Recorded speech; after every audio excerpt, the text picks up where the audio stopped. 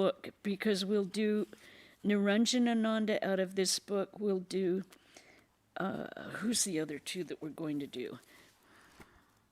I'll tell you. So if you have this book, we're going to do Swami Yogananda from this book, Swami Abhedananda, and Swami, who did I just say? Niranjanananda from this book, I think. Now I can't find him here. Yeah, Niranjanananda from this book. So we'll probably take them in order: Yogananda, Niranjanananda, and Advaitananda. Then we'll move on to Trigunatitananda in his own book, which is very long. And we'll end up with Swami Shivananda in my favorite book, in the Divine Realm. And if you haven't read it, you read it ahead of time. It's beautiful. But this afternoon, we are in Swami Abhedananda, page 463 if you're following along, in England and America. In June 1896, Vivekananda sent Sardananda from London to America to keep the Vedanta movement there alive. In July, he sent a cable to Ramakrishnananda: "Send Kali immediately to London to assist me in my work here. I'm arranging his passage." Accordingly, Abhedananda left for London in the middle of August 1896 and arrived there towards the end of September. On the way, he suffered from seasickness and the lack of proper vegetarian food. Abhedananda missed Vivekananda and Mr. E.T. Sturdy at the dock, but reached Miss Henrietta Mueller's residence at Wimbledon. Swamiji was worried at first, but later was overjoyed when he saw that Abhedananda had arrived safely. Can you imagine these men were very young men. They were in their 20s, and they're leaving India for the first time and arriving in these, strange Western culture cities, and to miss your people at the dock and find your way to the house you belong in. I mean, they were extremely courageous and brave and self-sufficient. The two brothers exchanged their news after many years of being apart. Swamiji arranged to buy new clothes for Abhedananda, showed him around London, and introduced him to his friends and devotees.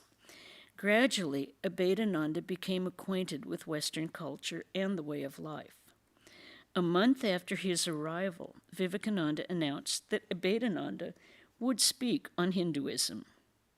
At first, Abhedananda was nervous and reluctant to speak, but Swamiji heartened him with inspiring words. "Depend on the Master who has ever given me strength and courage in all the trials of my life. Out of the fullness of the heart the mouth speaketh." These words comforted him and gave him courage. Abhedananda based his lecture on the Panchadasi, an authoritative text on Vedanta. On 27 October 1896, he gave his maiden speech before the learned audience of the Christo-Theosophical Society at Bloomsbury Square in London. Vivekananda was highly pleased and said, "Even if I perish on this plain, my message will be sounded through these dear lips, and the world will hear it." Vivekananda was fully confident that even in his absence, Abhedananda would be able to carry on the Vedanta work in London. Swamiji entrusted him with the classes on Vedanta and Raja Yoga and left for India in December 1896. Now you realize Abhedananda at that time had only been in London 3 months. For 1 year, Abhedananda continued to give classes and lectures in different churches and religious and philosophical societies in London. Excuse me. in London and its suburbs. During his stay in London, the Swami became acquainted with many distinguished savants, including Max Muller and Paul Duyson? Dyson, okay.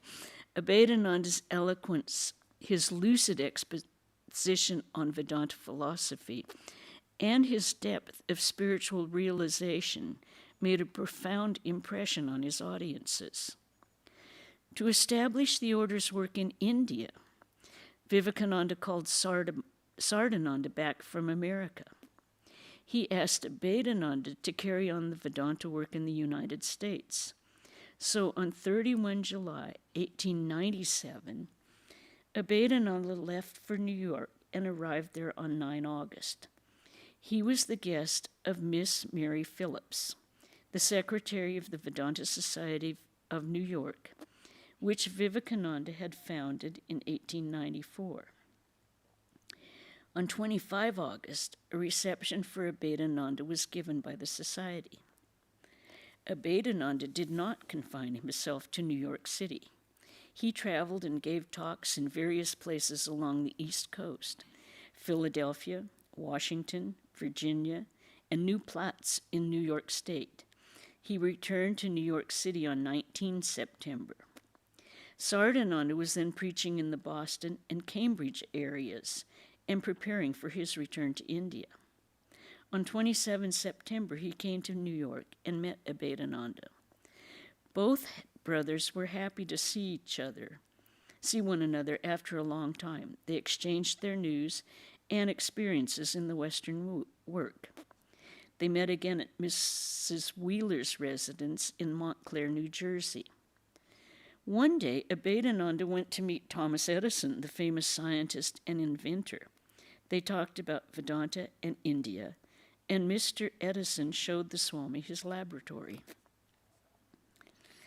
Abhedananda started a lecture series at Mott Memorial Hall in New York, which was rented by the Vedanta Society.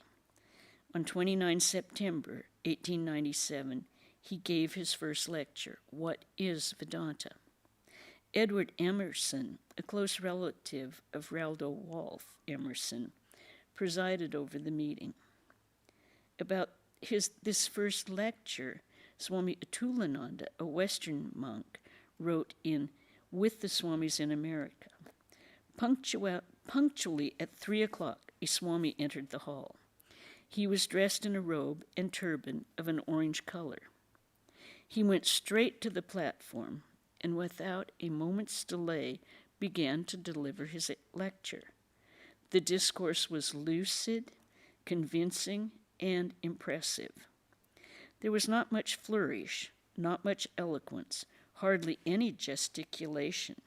It was a straightforward, well-reasoned out exposition on Vedanta philosophy, delivered in a calm, dignified manner.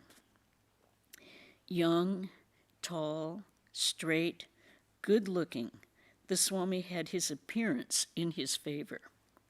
I was told that the Swami I had listened to was Swami Abhedananda, another disciple of Sri Ramakrishna. On 2 October 1897, Abhedananda began giving classes on Vivekananda's Raja Yoga twice a week, on Wednesdays and Saturdays. After the peace chant from the Upanishads, Abhedananda would meditate for a while, and the students joined him. The class would last for an hour, and after that he would invite questions. On Mondays, he conducted lectures and classes at Montclair, New Jersey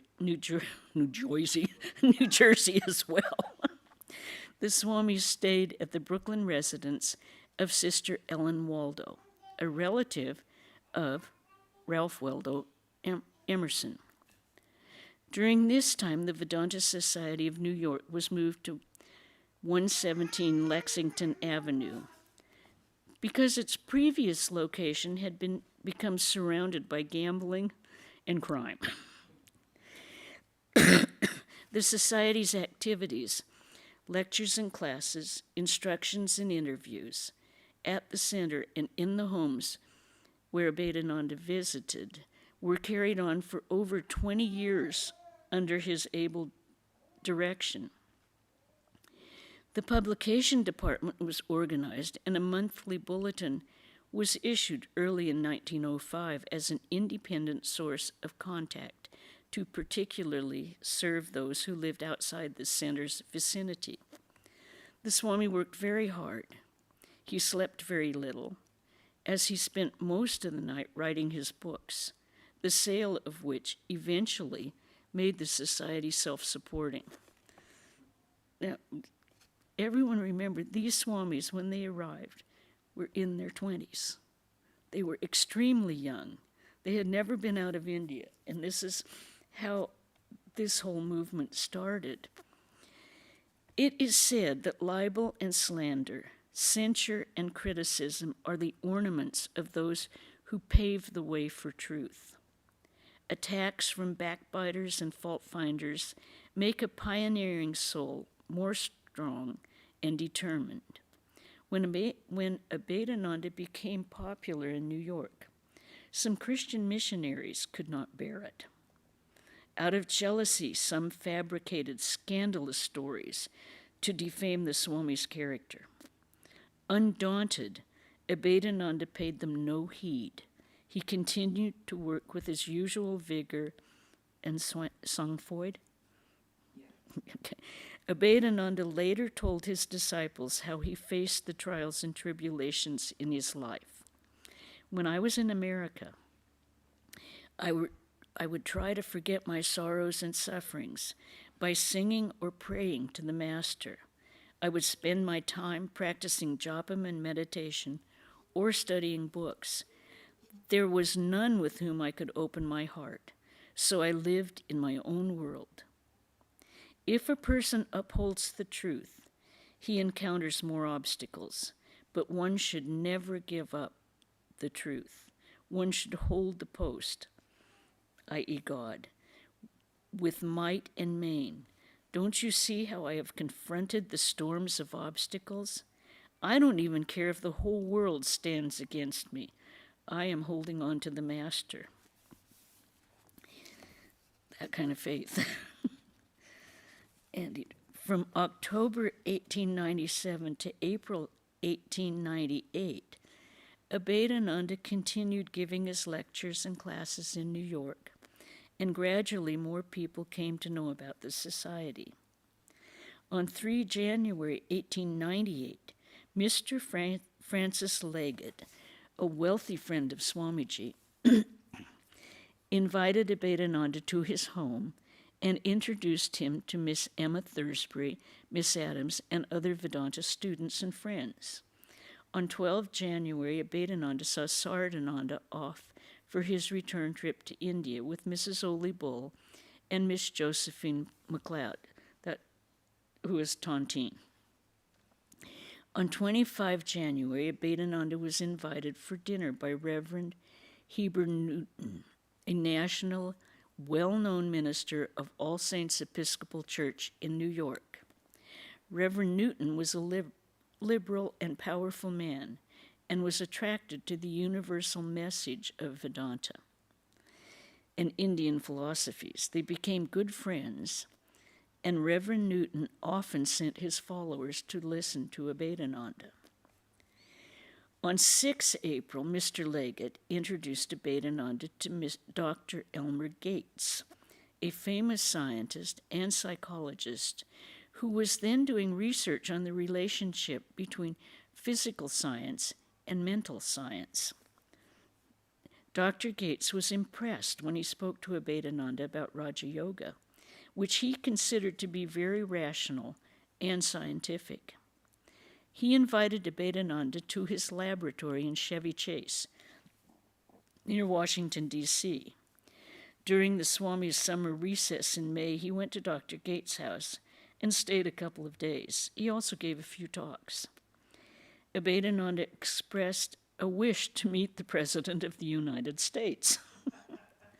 Mr. Ergen, a member of the House of Representatives, arranged his meeting with President McKinley on 19 May 1898. The President received Abhedananda cordially and inquired about the Vedanta movement in the United States and also British rule in India. No. What you desire, you may get. Abhedananda also met John G. Brady, the governor of Alaska, who invited him to visit Alaska during the summer. Well, he got a lot of places in the United States. From Washington, D.C., Abhedananda went to Cambridge, Mass. To attend the Cambridge Conference at the invitation of Dr. Lewis G. Janes.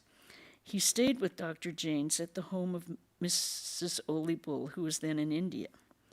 Abhedananda was then the guest speaker at the annual festival of the Free Religions Association, held on the evening of 27 May 1898 at the Parker Memorial Building. In introducing Swami Abhedananda, Dr. Janes said, "Something of the thought that came into the Transcendentalist movement, consciously or unconsciously, I am sure, came from the old home of our Aryan brothers in India, something indirectly through Germany, something directly, I know, not how, into the heart and mind of Emerson. It gives me great pleasure to welcome our brother from India, Swami Abhedananda." The Swami spoke on Transcendentalism. Abhedananda stayed nearly a month in Cambridge and Boston, where he met several famous intellectuals, such as Professors Lanman, Royce, Schaller, and William James, the author of The Variety of Religious Experience and Pragmatism. Professor James invited Abhedananda to speak in his house on Unity in Variety. A discussion followed for 4 hours, and at last Professor James conceded the validity of monistic philosophy. 4 hours, okay. In 1898, Abhedananda said in his lecture, The Ideal of Vedanta and How to Attain It, "The ideal of Vedanta is to solve the problem of life, to point out the aim of human existence, to make our ways of living better and more harmonious with the universal will that is working in nature, to make us realize that the will which is now working through our bodies is, in reality, a part and parcel of that universal will. Its ideal is to show us how we can live in this world without being overcome by sorrows and misery, without being afflicted by suffering and misfortune that are sure to fall on every human being in some way or other, how to conquer death in this life, how we can embrace death without being frightened in the least. And above all, the chief object of Vedanta is to make us live the life of unselfishness, purity, and attain to perfection in this life. The mission of Vedanta is to establish that oneness and bring harmony, peace, toleration amongst different religions, sects, creeds, and denominations that exist in this world." Abhedananda lectured before the Outlook Club, a women's group in Lynn, Massachusetts, and tried to remove misunderstanding about the position of women in India. In this lecture, the Swami clearly outlined Vedanta. The religion of Vedanta is not confined to any particular book.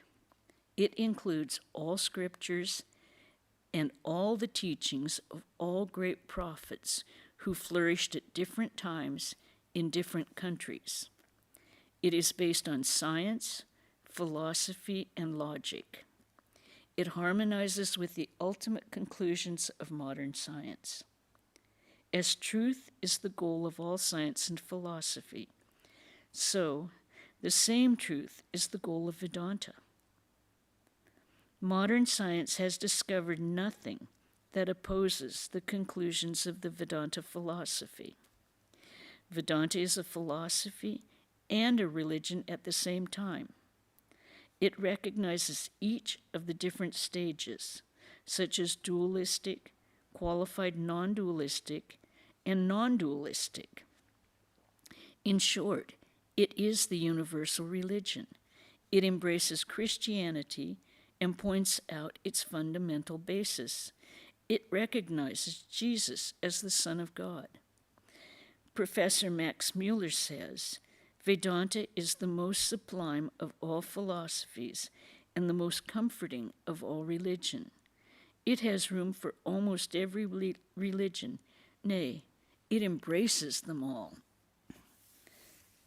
And I think that still holds true even today with all of the new scientific findings in all of the areas. None of them contradict what the sages said in the Upanishads and the Vedas.